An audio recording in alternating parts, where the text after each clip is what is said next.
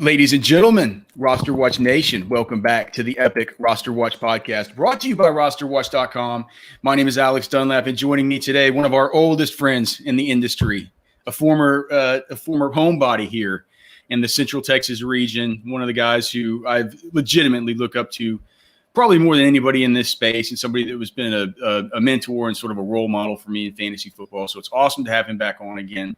His name, of course, is Sigmund Bloom of FootballGuys. You can find him on Twitter at Sigmund Bloom. You can find all his content over at FootballGuys if you are willing to wade through the most content of any site in the world to be able to find the things that he actually writes. Sig, so great to see you, brother. What the hell's going on, man? Yeah, it's great to see you. You know, I remember rubbing elbows with you a lot because we were both in Central Texas out at football events. When the reason you were there, making a website to do fantasy football and make money, that wasn't a thing. You were there because you loved it. Yeah. And I had just as much admiration for you, my friend.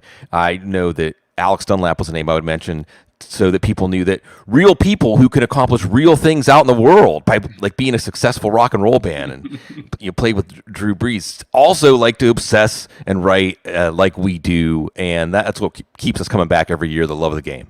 Yeah, man. And we do love the game. And do you know what people love this time of year, Sig? Is they love to hear about their sleepers. I was on the Sirius XM show this weekend. We had a few different callers that were calling in and asking on both days, calling in and asking, who are your late round dart throws? Who are you guys who are sleepers? Who are the guys you think that could break out this year? So, hey, man, when you have Sigmund Bloom on, the guest that the most people want to hear about, I wanted to talk about the subject that most people want to hear about. And so it's sleepers. I thought we could just go division by division. I've gone through and, picked some of them. And, of course, you can define sleep. Hi, Sig, just let me ask you. Let me ask you to go a little bit meta because that's arguably what you're best at here. What do you consider a sleeper at this point? Yeah. Well, like you said, it's good to start with late round draft. I mean, that's a good filter right there. You don't draft sleepers in the first half of your draft. And the whole sleeper term implies that they could wake up. And it could be any number of things that allow them to wake up. But they're players that have value, that can have the petals spread open like a flower in springtime, even though it's fall and football's played when the leaves turn colors and everything gets dark. Yeah, right. So we don't necessarily have to, it doesn't necessarily have to be these guys that aren't being drafted or that don't, it's a guy who you can pick later on in your draft. They could end up having some value. So let's just start it out, man. I figured we could just start out in the South. Since you and I are both here in the southern part of the United States. Sig, of course, now in the New Orleans area, me here in the Austin, Texas area, and in the AFC South. Do you want to go first, or do you want me to go first? Go ahead, you go first, and I'll. Okay. AFC South was one that was a little bit tough for me, but the one I finally ended up landing on was Marvin Jones, because whenever I just look at what the Jaguars have at the wide receiver position, I think that a lot of these guys, Laviska Shenault is unproven outside of one college football season. You have DJ Chark, who's been battling injuries and really is unproven except for one NFL season. But it's mainly just Marvin Jones. He was picked by that staff to be there. He's going at depending on where you look, between wide receiver 52 and wide receiver 55. I think it's hard to find a guy in that range that I feel like Marvin Jones. I don't know. I feel like in week one, I feel like if I really needed to, I could maybe slide him in as my wide receiver 3. Mm-hmm. And, at wide receiver 52, I feel like that's pretty good value. Yeah, I'll second that. He's the elder statesman. He's the one that Brian Schottenheimer knows. They've been together, or Derek Bevel. This is a guy that is being drafted as a third Jags receiver off the board, but probably a few weeks into the season will think he should have been first. He's carrying himself like the alpha.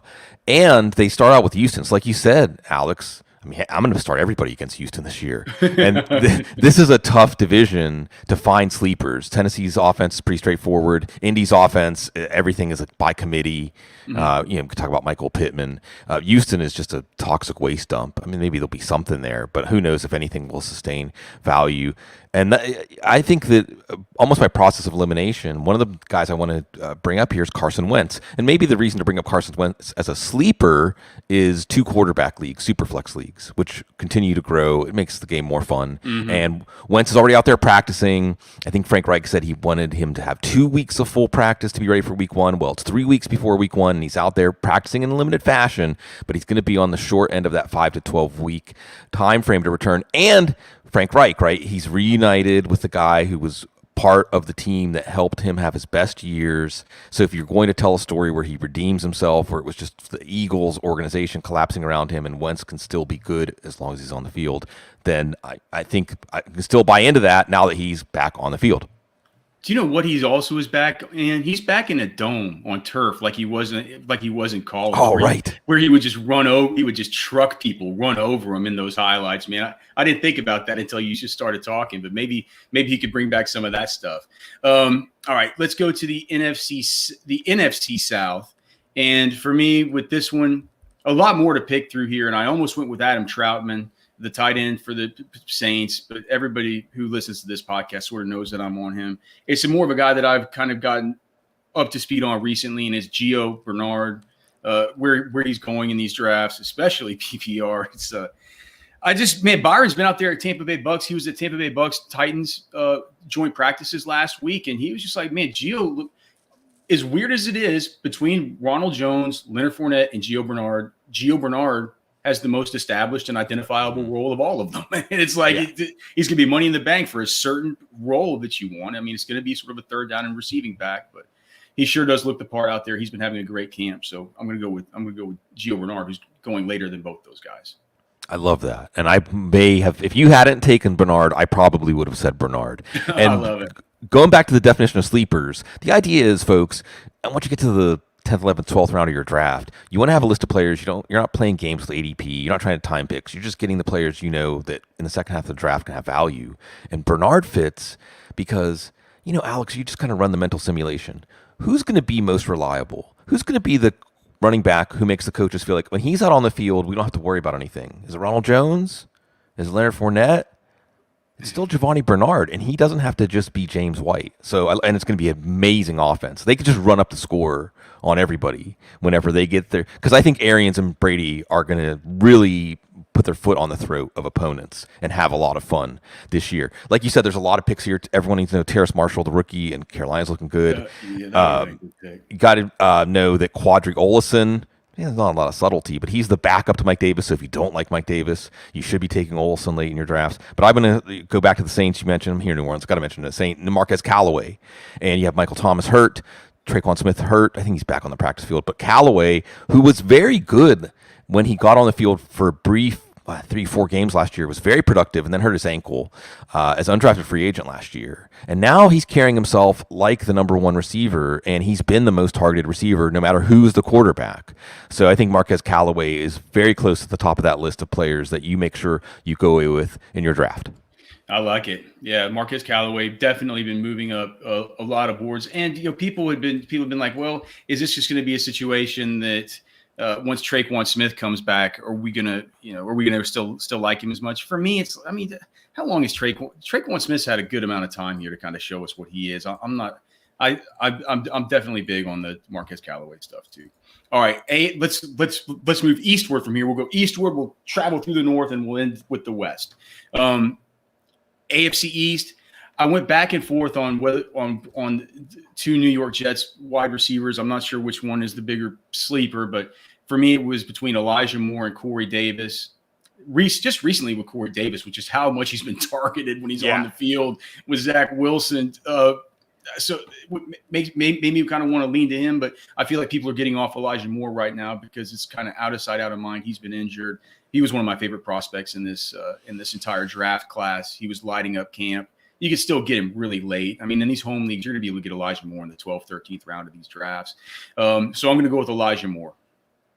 And I love that. Remember, he was just dazzling everybody. I think it was Connor Hughes from The Athletic, Alex, who said, every day I go to practice and I try to concentrate on someone other than Elijah Moore, and every day he makes that possible. That's great. That's meaningful to me. That's meaningful. And who knows if it'll totally translate. And with Davis, like you said, he's getting so many targets. And with a rookie quarterback especially, because everything is sped up. There was a real good Robert Solly quote. He said in college, he's talking about Zach Wilson getting sped up, because he said in college, the ball arrives before the man, but in the pros, the man arrives before the ball or travels faster than. The point is that those windows become smaller, and the wide receiver you feel most comfortable with is the one you're going to target. I'm the same way, where I'm back and forth between two players in one wide receiver group. It's in Buffalo, and I loved the Emmanuel Sanders signing. Sanders can still play if you watch him the last few years. He's not washed up. He is 34. I think what we saw from John Brown, Emmanuel Sanders can do that. And in fact, that's basically the choice the Bills made in terms of at the market cost. And Brown had, I think, 2 touchdowns in the opener last year. Brown was part of the offense and ready to go. But Emmanuel Sanders is having foot problems. And as a Steelers fan, I remember that's why Emmanuel Sanders only lasted 3 years with the Steelers, 4 years with the Steelers. I think he had an RFA tender from the Patriots. Anyway, my brain is foggy. The point is, he went on to do things with other teams that he'll be remembered for more than the Steelers, even though the Steelers can add him to that track record of taking wide receivers. So when I hear Emmanuel Sanders, he is never mentioned. Whenever you talk about the wide receivers that they've drafted, people mention that they go back that far when they talk. They go back that far because they talk about guys like Mike Wallace and stuff, but it doesn't seem like Emmanuel Sanders comes up. That's interesting. Yeah, we watched Wallace at the Senior Bowl that one year when he was raw. He told us he learned stuff about running routes at the Senior Bowl that he never learned at Ole Miss, like just in the 3 days he was at the Senior Bowl. Right. Again, the jump. So what about Gabriel Davis, right? What I like about Gabriel Davis was he was the most targeted Bills receiver in the end zone last year. He was a player that seemed to be on the same page with Josh Allen on those extended plays. And if Emmanuel Sanders' foot, and that was what I think 2 years he had foot problems. Remember, he had one at SMU and one at Pittsburgh. But the point is, if Sanders' feet or foot issues, if they're not right, then that's going to open up Gabe Davis to have a full-time role with Josh Allen, who's he's slinging it right now. Yeah, I like it. Gabriel Davis, too, is a guy who it feels like a lot of people are, you hear people have interest in Cole Beasley and you hear people have interest in, of course, Diggs and stuff, but Gabriel Davis probably shouldn't be thought of as an afterthought. Okay, so NFC East. Now, this one was legitimately hard for me because I don't like anybody on the Giants. It's hard. Like everybody who I'm interested in on the football team, it feels like everyone. It doesn't feel like any of them are really sleepers. Dallas is sort of the same way. So I ended up in Philly with mine, and just kind of looking at it. Look, I don't love this play, but I think he could be a sleeper, and I just think the value is Jalen Reagor, wide receiver 60. He's going around the same time in PPR leagues as players like Sterling Shepard, Chuba Hubbard, who we're not even sure is going to be the direct backup there for Christian McCaffrey with some of the new reporting coming out. He's got like guys like Rashad Penny and stuff. He's going where kickers like Rodrigo Blankenship are going as far as. So for me, Jalen Reagor, is the epitome of a guy who could possibly make a year two leap after getting off to a slow start last season. And if you think Jalen Hurts is going to hit, some of these other guys have to hit. So I don't have very much conviction about this one, but it's more of a lack of other options and kind of relying on that draft pedigree. Yeah. If we're talking about Eagles, we say we don't have very much conviction right now, right? It's just the next chapter, like I was saying with Carson Wentz. It was an organization that really collapsed last year. At the beginning of the year, it was like Wentz, the extension, and the future's bright, and they're going to go into the sunset together, and it all fell apart. So I love that. I'll toss out there, and you're right, Reagor with that classic post-hype sleeper. The offensive line's going to be a lot better. Remember, like Dallas, their offensive line fell apart last year. So that that's at least one thing to give Doug Peterson an excuse. We'll see what Nick Sirianni can do in year one. I'll say this: if Reagor is a dud, then drop Reagor after a week or two. They play Atlanta week 1, so he should have an opportunity against those corners. If Reagor is a dud, then just remember Quez Watkins. He had a really good camp and a really good preseason. And sometimes, Alex, you just, no matter what you think, you just can't argue with reality. And the reality is Watkins is the hottest receiver, the hottest pass catcher on that team right now. I'll go to the Giants, and man, I hear you about the Giants. Like, you got to hold your nose, right? Oh, man. No, this is a team that, I hope I'm wrong when I go this negative sometimes, but they just feel like they're speeding towards a brick wall right now as an organization. Like what they have right now, like Gettleman, Daniel Jones, maybe Joe Judge can survive the car crash, but it is a slow motion car wreck. That being said, we can use that to try to figure out who can benefit from that. You mentioned Sterling Shepard. I think Sterling Shepard's actually, depending on the kind of league you're in, right?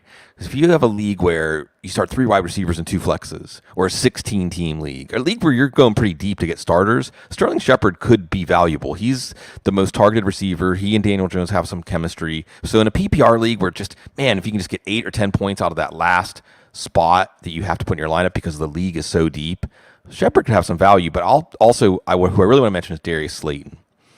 Oh, okay. Well, look, Slayton as a rookie looked like he was going to be a future star, right? Yes. I mean, Slayton and Mooney. 1 year after the other, and maybe it'll be like Anthony Schwartz this year. I don't know. But these guys with this incredible straight line speed, and in Mooney's case, he has this springy athleticism too that maybe Darius Slayton doesn't. But Darius Slayton and Daniel Jones in Jones' rookie year, and Slayton's rookie year for that matter, really made some beautiful music together. And last year in that opener against the Steelers, which was, again, a slow motion car wreck, he did catch that deep touchdown from Jones. And I know Kenny Galladay's there, but look, Kenny Galladay's the guy that you go into the game plan saying, we're not going to let Kenny Galladay beat us. And maybe you have a number one boundary corner who can match up with him. But Slayton's going to get those one-on-one matchups. And Slayton and Jones already have their deep timing because Jones and Galladay are not getting on the same page. It just hasn't happened yet according to observers. So it's more of a long shot because, like you said, it's the Giants. I don't want anything to do with that. But that's why these guys are available in the late rounds. Jones and Galladay not on the same page. That's the first I've kind of heard about that. So that's Galladay hasn't been out there to get on the same page lately with the hamstring anyway. But it was not going well early. I mean, just the Daniel Jones thing was not going well early. Like the observers, and it's difficult as a beat writer who has now. Granted, in the big markets, maybe you can bare your fangs a little bit more because if it bleeds, it leads. Mm-hmm. But the reports about Daniel Jones early in camp are like, there's just no way to sugarcoat it. He just doesn't look like he's playing well. Like doesn't look like he's a good quarterback right now. And I don't know. We'll see. There's similar reporting coming out of the AFC North with the Cincinnati Bengals and Joe Burrow to a lesser degrry. Let's move to the AFC North. My sleeper there. This was another tough one, but I think I ended up, or I know what I ended up coming around to because it's written down right here. It's Gus Edwards. Sure. Just because I feel like, for one, I feel like the Gus bus is actually good. Mm-hmm. 2, I think that the running game in Baltimore is going to be good. 3, I know that the Baltimore Ravens, the Baltimore Ravens as an organization really like Gus. You talk to people around there, they say like, we think he's really good. Yeah. We don't want another team to have him. So as much as I think that J.K. Dobbins will, just be a great player and be an efficient player, maybe he'll be a better football player for real life football than for fantasy. And if that's the case, I think that Gus Edwards could be a guy that, vultures some action from him and maybe sees a 45% touch share. If that's the case, he's going to be fantasy viable. And you can get him in the 9th and 10th round of these drafts. Yes. Gus Bus fits well in those wait on running back draft plans. Sure. When Mark Ingram either was inactive or only got a snap last year, Edwards averaged like 13 or 14 points a game in PPR leagues. And that included a game against the Steelers where Lamar Jackson didn't play, and it was just kind of a debacle. And remember LaRon McClain? I mean, they just know how to and McClain didn't even come into the league as a guy I think they were looking at. But there is this idea, Wasn't Alex. he a fullback? He was, exactly. He came into the league as a fullback. Yeah. But the idea is in a certain kind of running game, a guy who just gets downhill and runs hard. And Edwards has gained more burst. Every year I watch him, he looks like he has more burst. But he's a load, and he just attacks the hole. I mean, he's perfect for what they ask him to do. And you're right to say that this could be a Dobbins-Edwards committee. I'll say this. I think Dobbins and Edwards could both outproduce their ADP. I think that's within the realm too. Yeah. It's not a reason like liking Edwards. There have been some drafts, Alex, where I've taken Dobbins in the 3rd because Dobbins is just so physically talented. So good. It's kind of like Arian Foster with juice, because he's thick and he's got acceleration, but he's also very fluid and agile. And in that running game where so many lanes get opened up, you see them just rip off these big plays. And I think that Dobbins, he could be Nick Chubb, and Edwards could be. He has the same he has the same second to third level burst as like a Nick Chubb. Like Yeah. whenever those guys get to the hole, you don't realize what a home run threat they are getting to the third level of defense. And it will be there for this running game. So I love that. You're right. This is a division bereft of sleepers, really. I mean, the Steelers' offense is straightforward. We can mention Pat Freiermuth, Cincinnati. Who's the backup running back? I thought it was going to be Samaje Perine because everyone's worried about Joe Mixon. Who's the backup? I mean, it may be like 2 or 3 guys. I don't even know. Looks like it'll be Chris Evans. Chris Evans is a pass catcher, right? And I think they still have Patrick. So that's a little bit of a mess. I guess where we end up is Cleveland because we're not going to the Baltimore passing game. We end up in Cleveland, and this is more of a waiver wire speed dial guy, not so much someone to draft, but Donovan Peoples-Jones is a guy that, again, you just hear Cecil Lammy, my co-host on the Audible, coin that idea of the drum beat of training camp, and it's just every practice, Donovan Peoples-Jones. And what's interesting about that, Alex, is that he came into the league as a 6th-round pick, but was a highly recruited player, had all the measurables you want. But at Michigan, just the production wasn't there, and some people said it's the quarterback. It's the quarterback. And it sure looks like it was the quarterback. And that makes Nico Collins more interesting also because he's another one. He's got the measurables. He's got the NFL receiver profile. So we'll watch him in Houston. But Donovan Peoples-Jones is going up fast. I don't know if it's going to make him fantasy relevant, but if you don't like Odell Beckham, I can't help myself, Alex. I take Odell Beckham in just about every draft. Like, I'm still wowed by the name. 6th round, and I can get Odell Beckham. But if you think that Odell Beckham is washed, then Donovan Peoples-Jones would slot into that role in that offense where you get the deep shot off of play action, and that's going to be there and be there and be there. So we talk about the Michigan wide receivers, and another guy's in that bucket besides just DPJ and Nico Collins is the guy vying for a roster spot in Indy, which is Tariq Black. He's made some plays too. He had a similar profile coming out. And my NFC North pick here for a sleeper is actually in Detroit, Michigan. It is Amon-Ra St. Brown. I think that I don't even know what his ADP is because some of these drafts he doesn't even go in. Let me just look and see. So Amon-Ra St. Brown, wide receiver 67, ADP of 191. To me, he has some of the looks of he kind of reminds me of a Cooper Kupp type of player, and Jared Goff. We know that kind of connection. I don't like the wide receivers that Detroit has on the roster right now. It feels like they're all going to be guys who are going to be gone soon as that team. I don't know what Detroit's doing. I don't know what, they gave Dan Campbell that big contract or that long contract. I'm not sure if that's something that they can get out of sooner than later, or whether they're focused on a real true, 5-year rebuild here. But no matter what it is, I think even a dynasty, I'm not scared about the situation there in Detroit for Amon-Ra St. Brown, even long term, because it feels like no matter what happens, if there's a new org that comes in, they're probably gonna like him. He's a good player. So in redraft and in dynasty, I've been higher on Amon-Ra St. Brown than I think most have, and he would be my pick. I think it's fine to take Amon-Ra St. Brown with the last pick before you take kickers and defenses in your redraft league this year. It's similar to the Sterling Shepard analysis. There's a league where, hey, if you have a guy who's likely to get 4 for 45 or 5 for 54, you're happy with that and you're last, then Amon-Ra St. Brown's going to be that guy. And I think you laid out the case perfectly. You just have to look at the kinds of receivers that Jared Goff, we know the story, right? Jared Goff's just not going to throw downfield. He's not going to be aggressive. He's not going to push boundaries. That's why he's not the quarterback for the Rams anymore, but it takes you when you simulate the offense. And St. Brown's probably going to be a slot-only guy, but he's going to be the guy targeted. And this was Cooper Kupp, like you said. Like Cooper Kupp, some games might have only been on the field for half the snaps, but was getting targeted and running routes on most of those snaps. So looking elsewhere in the division, I got to mention Irv Smith. He's had a really good summer, coming into his third year, really young.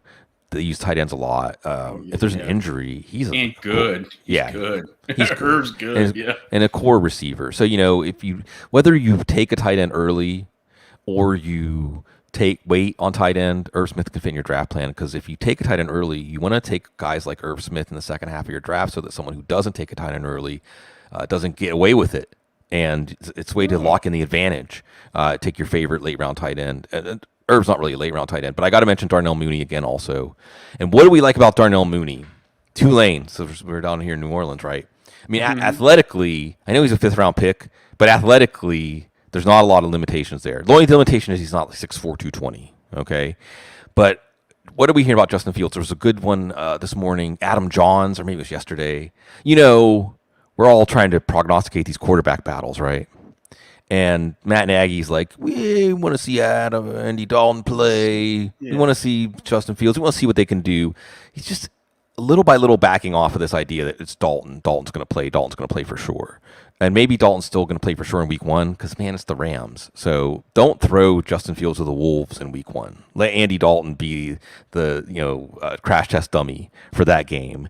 But Fields is getting in sooner or later. And Fields has that eerie, deep accuracy when you watch him at Ohio State. And that's Darnell Mooney, man. Darnell Mooney's the guy that's going to be able to Fields can throw that ball where Robert Griffin III had this for that first year too. Is magical, where the receiver can just put his arms out and the ball will just naturally drop into his arms in stride on a 50, 60-yard deep ball. And Justin Fields can do that. So I'm real excited to see what Darnell Mooney can do with him.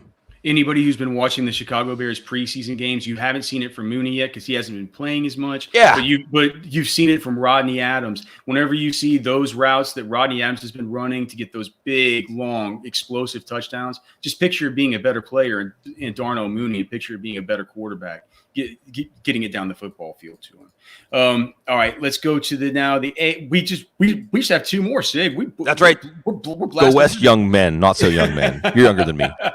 Yeah, but we're both well on our way, Sig. Yeah. So AFC West. For me, this one was actually kind of tough. Maybe you have some sneaky. I know Cecil always covers the Broncos so well. We always see him out there at that camp. Maybe you have some sneaky Bronco up your sleeve. I couldn't think of any. For me, it's Bryan Edwards. For the Raiders, I loved him so much as a prospect coming out. I feel like you can get him. I mean, he's probably has the latest ADP of anybody I've mentioned. Yeah, ADP of wide receiver 73, 208 overall.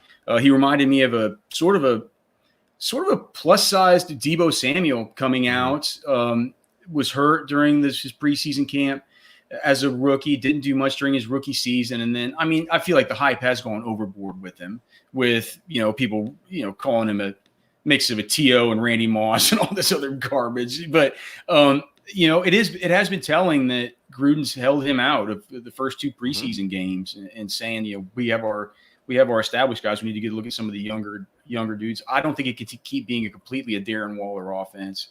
So I can see Bryan Edwards breaking out to some degree, and I'm a believer in his talent.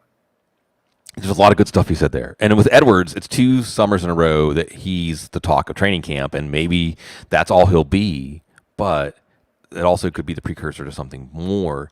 And all those great receivers that came in the league last year, including Edwards, if you would have tracked him earlier in his career, his college football career, he was considered on a par with all those guys. And injuries and a few other things, but he could potentially be a special player. I like that call. There's a lot of guys here I want to mention. I want to mention Foster Moreau on the Raiders, simply because if Darren Waller gets hurt, he'll be a fantasy relevant tight end right away. The Chargers got to mention Josh Palmer just because he's having a really good camp. Well, I was choosing between Palmer and Edwards. Yeah. That's great. Yeah. And these are waiver wire guys. I mean, if your league's deep enough, you might draft Josh Palmer, but it's more like week 1, week 2 waiver wire runs. And if they break out, I'll mention Byron Pringle, anybody attached to good old Patrick Mahomes. And Mecole Hardman is probably in that same range. You mentioned Elijah Moore. I mentioned Darnell Mooney already. Hardman's another. They're all about in the same range as the draft. You might have to make only get one of them to have some clarity on which one you like best, but they all have appeal. The guy I'm going to mention, though, is kind of in the same idea, and it's going to Denver and Cecil, and this is straight from Cecil. I knew it. Of course. Well, he's there, and he's willing to tell the truth. You're right. I don't want to get up on a soapbox, but he's there, and he's willing to tell the truth about what he sees. And by the way, I want to go back and touch on one other thing you said about Bryan Edwards. It's that they're not playing him in the first 2 preseason games. And I don't know if it's just because we're so hungry for football, Alex. And I'm the king of overreacting. So I shouldn't bang on anyone for overreacting, okay? But I'm seeing a lot of people really strongly reacting to preseason usage in game 1 and game 2. I mean, I care about the preseason for rookies and things like that, but I never really cared about usage until week 3. If week 3, and maybe because it's only a 3-game preseason, we may see teams be even more conservative about playing vets in the preseason. Like you said, the most meaningful thing in the preseason usage is who doesn't get used because the team sees them as a core piece. That's the thing. More than, Gus Edwards played more, than J.K. Dobbins or something like that. Mm-hmm. These are the core pieces, and Edwards is being treated as one. So the guy I'm going to mention here is KJ Hamler, and it's a similar idea to Jalen Reagor, the post-hype sleeper, second-round pick last year. You saw him with the 80-yard touchdown. I thought the 80-yard touchdown was supposed to be the guy that's the hyped guy. And he had it in the preseason, but it was with Drew Lock. Now, last week we were talking about this, Alex. We say Lock is in the lead to start, and that's one of the reasons you like Hamler. Hamler's the guy on the roster that can't outrun Lock can't overthrow. Yeah. Right. Hamler's going to get there. He's got the fast speed like Muni. Now Teddy Bridgewater, landed his shots this weekend, and it's kind of even again. But either way, Hamler's really dynamic. He's going to have a chance to get out there. He just needs to stay healthy. You like him better with Locke because Locke doesn't have good chemistry with Judy. We already saw that last year. And this is all, Cecil. This is in Cecil's head and my voice in my head as I say it. Sutton isn't right. I mean, he's just not going to be 100% right away. And that kind of leaves Hamler and Noah Fant as the passing weapons if it's Drew Lock. But there's a lot of ifs when we talk about Denver this year. NFC West, as we round it out, Sig. But before we do, just can you tell them one time where they can find you and just tell them about Football Guys and everything? Sure. Yep. Football Guys is just a bunch of people that are obsessed with football and fantasy football and like to put their thoughts down on screen or on paper or through tools and data visualization and data analysis. A lot of people come from a lot of different angles. So if you think about this stuff way too much, there's something for you. I think in the pre-roll before we came on the air, I said it's like an amusement park of football analysis, and you'll find some rides that you like to ride. Yeah, man. There aren't any signs where you got to be a certain height or anything either. Everything is open to all. Yes. Okay. All right. So finally here, let's go to the NFC West here, which of course you can find Sig on Twitter at Sigmund Bloom. Just basically how you would expect it to be spelled. I'm sure if you're watching this, you definitely follow him. But if you don't, go get that done. And it's actually a picture of some kind of what's his name? Some kind of creepy octopus or something? Sea monster. Sigmund the sea monster from the 70s. Oh, right. You've explained that to me before, I believe. Okay, NFC West. For me, this one was there was one guy that came to me right off the bat, and I realized that there are other guys who I thought of that I think are really good ones too. But just for the amount that I get this guy in the 14th round of most every draft that I enter and exit, it's got to be Rondale Moore. Oh. I just love Rondale. He's such an exciting player, man.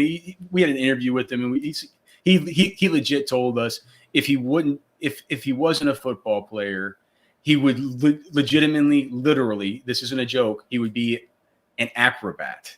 Which is this is the most amazing. This is the most amazing answer I've ever heard because it's true. He's an incredible. He's an incredible gymnast. He does a bunch of rope swing stuff. He's people think he's so small, man, but he's thick, dude. He's an athlete, and some of the things that I saw at Purdue, I just can't unsee. I have visions of what Rondale Moore could be. And if all I'm doing is spending my last pick before kickers and defenses, that's one that I get real excited. Oh, yeah. And you really nailed it when you said he'd go back to his freshman year at Purdue, and he was just the kind of player you were excited to watch. There aren't that many players every year that you can say you're just excited to watch that player. Like you'll sit down and watch Purdue against Northern Iowa so that you can watch Rondale Moore. You know what I mean? That's how exciting it was to watch him. And then he got banged up, and then it seemed like maybe the injuries were affecting him, and he wasn't quite the player we were used to seeing. And it's been a while since we've seen that Rondale Moore, but it looks like from early indications that's the Rondale Moore that Arizona got, and Cliff Kingsbury knows what to do with a player like that. So you're right, that's awesome. And the acrobat thing, I'm going to totally steal that. I'll give you all credit for it. Not because acrobat, we always say acrobatic catches, right? Mm-hmm. An acrobat has a very special, it's like the people that do parkour, right? They can climb up walls and things like that. Yeah, man. It's like a very special, I think they call it proprioception, don't quote me on that, but it's a sense of where your body is in space and a way that you can manipulate it. You have to be able to do that. You know who also has it? Like skateboarders, But it's something that translates to the football field. And I bet there are some guys that if you ask them to do some acrobatic trick, they wouldn't be able to do it at all. They wouldn't be coordinated enough to do it, even though they might have something else on the football field. So I love that. So I'm going to go elsewhere. Moore was first on my list, and talk about Gerald Everett. And it got a little banged up. That's been the thing, right? He just can't stay on the field. But you can lay this out, right? Like, he came over with Shane Waldron, who, by the way, is installing an offense they're really excited about there. Really, really excited about. It's speeding things up, and they're disguising whether it's a play that's going to be a run play or a pass play, which makes you wonder, like, how much was the lack of imagination holding back Russell Wilson and this offense in general? That's a different topic, a much deeper topic we could get into. The point is, Seattle's offense, like, bet the over this year on production. Everett's going to basically be the number 3 receiver. Dwayne Eskridge, their second-round pick, has got a toe issue. He had an orthotic put in issue, which just tells me he's not going to get better this year. He's going to have to play with it. So I don't think that's a recipe for rookie impact. Waldron is actually Everett's rookie tight end coach in his rookie year. He was the first pick of the McVay regime. So he comes over. He's an excellent, talented receiving tight end. He's just never gotten the opportunity because he's shared with Tyler Higbee. He should get the opportunity in what could be a really good offense.